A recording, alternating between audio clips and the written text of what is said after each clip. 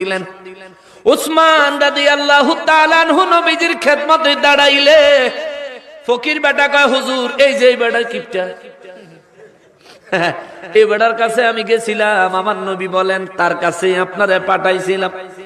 নবী বলেন, উসমান রে, আমি তারে সাহায্যের জন্য পাঠাইলাম, তুমি তারে খালি ফিরাইয়া দিলা কেন?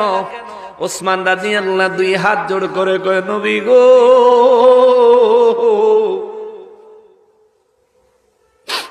হুজুর বেয়াদবি নিয়েন না গো নবী, আমি তারে ফিরাইয়া দেই না, একবারও বলি নাই বাবা আপনি চলে যান, আমি দিব না।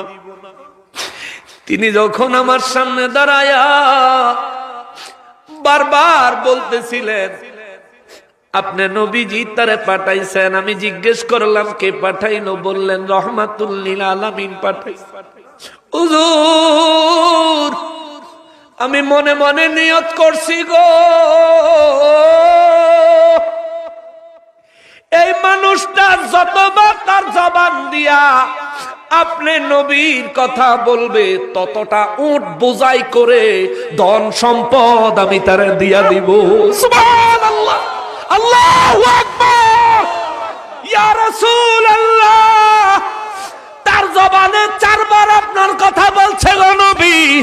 আপনার হুজরা মোবারকের বাহিরে চারটা উট বোঝাই কইরা হীরা জহরত মণি মুক্তা স্বর্ণ গয়না আমি ওসমান আপনার কদমে হাদিয়া হিসাবে হাজির কইরা দিছি। আল্লাহু আকবার।